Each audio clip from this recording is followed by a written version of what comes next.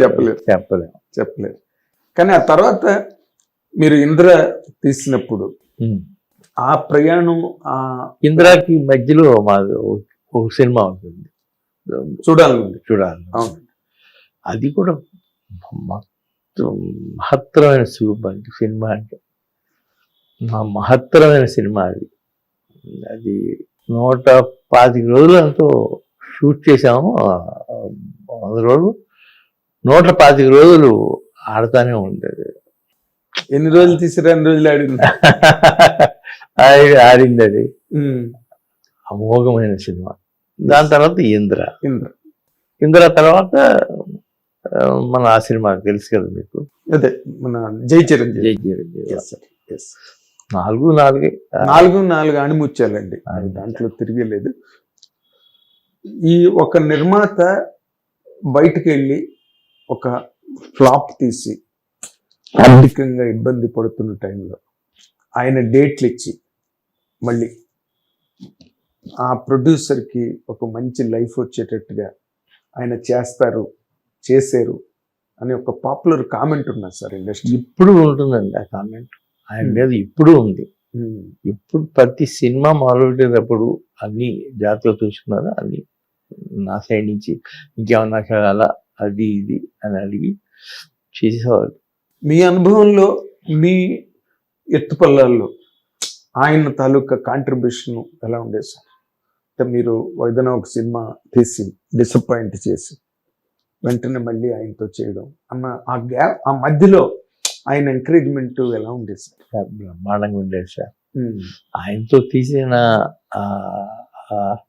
6 సంవత్సరాలు 7 సంవత్సరాలు పట్టినట్లే కదా ఈ 4 సినిమాలు, ఇంకెక్కువే ఇంకెక్కువేనండి. అసలు అమోఘం, అది మర్చిపోలేని అమోఘం. అదే గోవింద తీసిన తర్వాత మీరు కొంచెం గోవింద అయ్యారు. ఆ తర్వాత ఆయన పిలిచారు, నువ్వు ధైర్యంగా ఉండు, నీకు నేనున్నాను అని చెప్పారు. అలాగే చేసాం.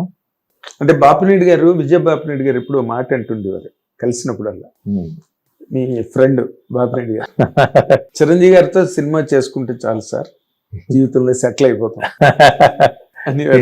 నిజమే కదా అది, నిజమే కదా అనిపిస్తుంది. వాళ్ళ ఆయన బాపినేడు గారు ఎక్కడున్నారు కానీ ఆయన మాట అక్షరాల నిజం కదా.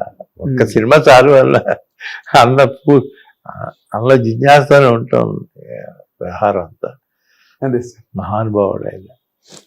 మీరు ఎన్టీ రామారావుతో మొదటి 2 సినిమాలు చేశారు, బట్ మళ్ళీ వైజయంతి మూవీస్ అనే ఒక ఇమేజ్ గ్లామర్ రావడానికి చిరంజీవి గారు బాగా హెల్ప్ అయ్యారని నమ్ముతారా సార్ మీరు? నమ్ముతాను, గ్యారంటీగా నమ్ముతానండి.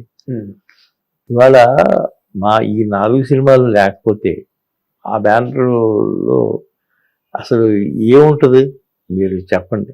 అవును సార్, నేను ఎన్నో సినిమాలు తీశాను, ప్రభాస్ గారితో కూడా తీస్తున్నా.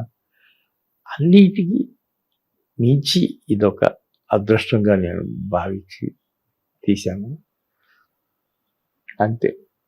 ఆ అదృష్టం అలాగే నిలబడి ఉంది. అదే ఇప్పుడు తర్వాత ఆయన కెరీర్కి సంబంధించినంత వరకు ఆయన మైల్ స్టోన్స్ ఒక్కొక్కటి క్రియేట్ అవుతున్నప్పుడు మీరు ఆయన నిర్మాతగా వైజయంతి మూవీస్ అంటే చిరంజీవి గారు అంటే వైజయంతి మూవీస్ అనే ఒక ఇమేజ్ వచ్చింది కదా సార్. ఆయన మైల్ స్టోన్స్ చూస్తున్నప్పుడు, లేకపోతే ఆయన కెరీర్లో ఆయన ఎదుగుదల చూస్తున్నప్పుడు, మీరు ఒక లాంగ్ టర్మ్ ప్రొడ్యూసర్గా మీకు ఏమనిపిస్తుంది సార్ ఇండస్ట్రీ వెల్ఫేర్ ఆస్పెక్ట్లో? ఎందుకంటే మనకి ఇంకేం కావాలనిపించింది నాకు చాలాసార్లు. ఆయన ఉన్నారు చిరంజీవి గారు, ఆయనతో 4 సినిమాలు తీశాను, ఇంకా అవకాశం ఉంటే తీస్తాను ఉంటాను. ఇంతకు మించిన వరం దేవుడు నాకు ఇచ్చే వరం, ఇంకా నేను కష్టపడి నిలబెట్టుకుంటే చాలు ఇది అనే భావనలోనే ఉండేవాడిని. అలాగే సాగింది కూడా. అదే అంటే మొదట్లో ఆయన బాగా స్ట్రగుల్ అయ్యారు. 78లో ప్రాణం ఖరీదు రిలీజ్ అయితే 83లో ఆయనకి బ్రేక్ వచ్చింది. అవును, ఖైదీ సినిమా. అవును, ఆ 5 ఏళ్ళు ఆయన బాగా స్ట్రగుల్ అయ్యారు. ఆ స్ట్రగుల్ అంతా మీరు చూసారా సార్? నేను చూడలేదు, కలుస్తూ ఉండేవాళ్ళం, ఎప్పుడున్నా పార్టీలు అవి జరుగుతుండేప్పుడు కలిసి వాళ్ళం, కానీ ఎప్పుడు ఈ టాపిక్ రాలేదండి. కాకపోతే ఈయన అనేవాడు ఒకడు ఉన్నాడు, ఇప్పుడు కుంభస్థలాన్ని కొడతాడు ఈయన. కొట్టాడంటే ఇక అది అంతే. ఆయన ఎండ్ అనేది ఎప్పుడు ఆయన జీవితంలో చూడ్డు బా. అని నేను అనుకున్నాను. అదే మురళీమోహన్ గారు ఒకసారి మాట్లాడుతూ, నేను మొదట్లో అనుకున్నానండి తను చూసినప్పుడు గ్యారంటీగా ఇండస్ట్రీకి మొగుడైపోతాడని చెప్పి అని ఒకసారి స్టేట్మెంట్ ఇచ్చారు సార్. దాని మీద మీ కామెంట్ ఏంటి సార్? 100% is right. అంటే మొగుడు అన్న మాట కన్నా ఇండస్ట్రీకి ప్రాణం అయ్యారు. అవును, కరెక్ట్ అండి కదా. ఇండస్ట్రీకి ప్రాణం అయ్యారు ఆయన. లేకపోతే ఇన్ని కమర్షియల్ సినిమాలు రావు అసలు. కమర్షియల్ సినిమాలు రావు. ఇంతకాలం నిలబడ్డాడు, ఇక ఎండ్ వరకు అలాగే ఉంటాడు ఆయన. అవునండి. చిరంజీవి గారే అనే సామెత. ఆయన లాంటి ఒక క్రౌడ్ పుల్లర్ని ఇంకొకరిని మీరు చూసారా సార్? చూడలేదు. ఉన్నారు మహానుభావులు, రామారావు గారు ఉన్నారు, కృష్ణ గారు ఉన్నారు, నాగేశ్వర గారు ఉన్నారు. రామారావు నాగేశ్వర గారు రెండు దీపాలు కదా. అవునండి, రెండు కళ్ళు అంటారు. అట్లాగే చాలా మంది ఉన్నాయి. ఇప్పుడు మన ప్రభాస్ వచ్చారు. అలా ఎంతో మంది చూస్తూ ఉంటాం, కానీ చిరంజీవి గారు మాత్రం వన్ అండ్ ఓన్లీ. ఓకే. తర్వాత మీరు చూడాలని ఉంది జై చిరంజీవి అయిపోయిన తర్వాత మళ్ళీ బాగా గ్యాప్ వచ్చింది మాట నిజమే, కానీ నేను కూడా ఆ సినిమా తీశాను కదా ఎన్టీఆర్తో, శక్తి. దాని తర్వాత నేను బాగా డిసప్పాయింట్ అయిపోయాను. అప్పుడు కూడా వచ్చారు ఆయన, చిరంజీవి గారు. ఏంటిది డిసప్పాయింట్ అవటం ఏంటి, పద కథలు తీసుకుని చేద్దామని. లేదు అసలు ఇప్పుడు అసలు ఓపిక కూడా లేదనుకుంటాను, నేను నెమ్మదిగా చేస్తాను, మీతో పాటే చేస్తాను తప్పకుండా అని అన్నాను. ఆ రోజు నుంచే ఇవాళ వరకు కథ ఎదుగుతూనే ఉన్నాం ఆయనతో. ఇప్పుడే దొరుకుతా ఉంది ఒకటి, దొరికితే మొదలు పెట్టేస్తాం. ఓకే. అంటే ఈసారి అంటే ఎప్పటి నుంచో మనం అనుకుంటున్న మాటే అనుకోండి, పత్రికలు వాళ్ళు రాస్తున్నారు, మీడియాలో ఎప్పుడు దాని మీద చర్చ జరుగుతుంది. జగదేకుడి అతిలోక సుందరి పార్ట్ 2. జగదేకుడి అతిలోక సుందరి ఆయనతోనే తీద్దామని నా ఊహ. అంటే పార్ట్ 2 అంటే ఇది పార్ట్ 2 అంతేనా? అంతే. అలాగే ఉంటుంది అనుకుంటున్నాను నేను. చెప్తా, కథ సెట్ అవ్వాలి దానికి చెప్తా. తర్వాత సార్, మీరు ఇండస్ట్రీలో రామారావు దగ్గర నుంచి చూశారు, దాసనారాయణ మీకు బాగా చేరిక. సినిమా ఇండస్ట్రీలో ఇటీవల రోజుల్లో ఒక చర్చ జరుగుతున్నది సార్, ఇండస్ట్రీకి పెద్ద ఎవరు అనేది. అంటే ఒక మంచి చెడు సంప్రదించడానికి కానీ, లేకపోతే ఒక దిశానిర్దేశం చేయడానికి కానీ, లేకపోతే నలుగురు వెళ్ళి దాసనారాయణ దగ్గరికి వెళ్ళి కూర్చునేవారు అందరూ ఏ ఇబ్బంది వచ్చినా. ఇప్పుడు మొన్న ఈ స్ట్రైక్ టైంలో ఇది hats off to him, Chiranjeevi గారు.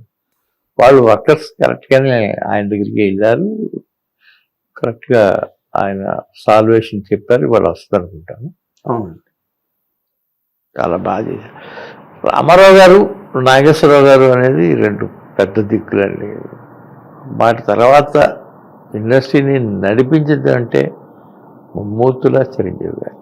అప్పుడు రామారావు గారు, నాగేశ్వరరావు గారితో ఇవాళ చిరంజీవి గారు అంతే కదా. వాళ్ళిద్దరు ఎంతో, ఈయనొక్కరు ఎంతో. అండ్ మీరు రామ్ చరణ్తో కూడా దాని తర్వాత చిరుత తర్వాత మళ్ళీ తీయలేదండి. అప్పుడు అనుకుంటానే ఉన్నాం, పోతా ఉండేది. ఇట్లా తీస్తాను తొందరలో, అది కూడా ఉంటుందేమో. ఓకే. బట్ ఏదైనా ముందు చిరంజీవి గారు. రామ్ చరణ్ ఎంత పెద్ద హీరో అయినా ముందు మీ ఓటు చిరంజీవి గారికి. అంతే కదా?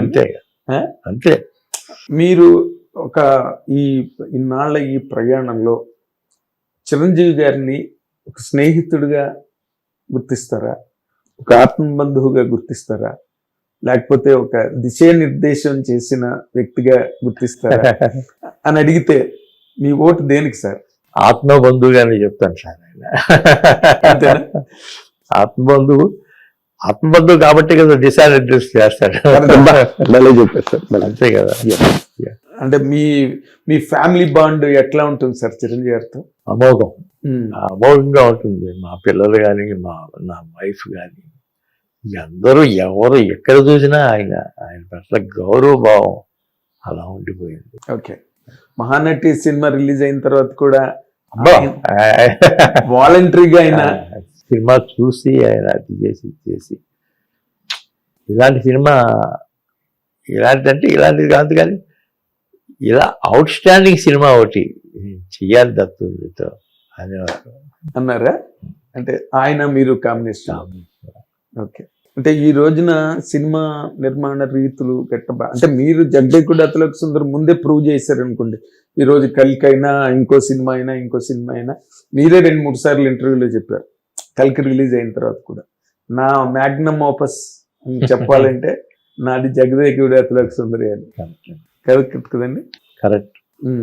ఇప్పుడు ఈ రేపు ఒకవేళ చిరంజీవి గారితో సినిమా మీది ప్రారంభమయ్యే సందర్భం వచ్చినప్పుడు ఆయన్ని ఎలా చూపిస్తే బాగుంటుంది అని, ఎందుకంటే మీరు రచయితలందరితో ఎక్కువ మూవ్ అవుతూ ఉంటారు, కథ రచయితలతో చర్చిస్తుంటారు ఎప్పటికప్పుడు. ఎలాంటి కథ అయితే బాగుంటుంది అని మీ అంచనా సార్?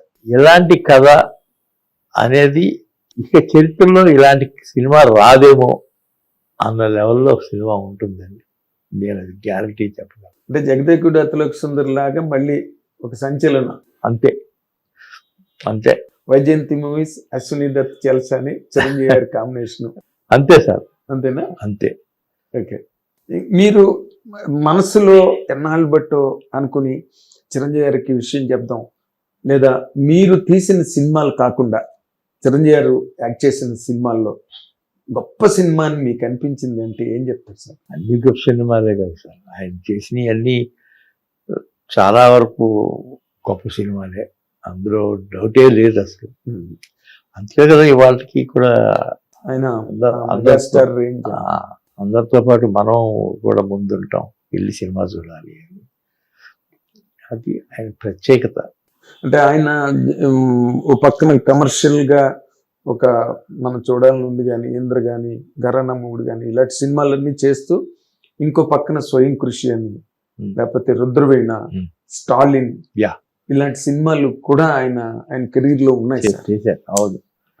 అవును, అలాంటి ఎన్నో సినిమాలు ఉన్నాయి సార్. 1 కాదు 2 కాదు, దాదాపు 100 సినిమాల వరకు ఉన్నాయి ఆయన కెరీర్ లో చేసింది.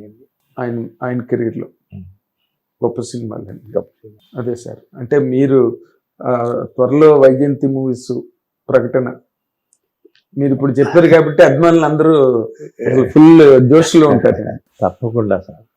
వాళ్ళ జోష్ కూడా నిజమైంది, అర్థం కలిగింది కాబట్టి ఆ జోష్ ఇప్పుడు నిలబడాలి, నిజం అవ్వాలని కోరుకుంటున్నాను. Thank you so much sir. మీ ప్రయాణం చిరంజీవి గారితో ఎల్లకాలం శాశ్వతంగా మీరు ఇద్దరు మీ కాంబినేషన్ వర్ధిల్లాలని, మీ కాంబినేషన్లో మరిన్ని అద్భుతమైన విజయాలు రావాలని చెప్పి మా హిట్ టీవీ తరఫున కోరుకుంటున్నాం sir. Thank you very much.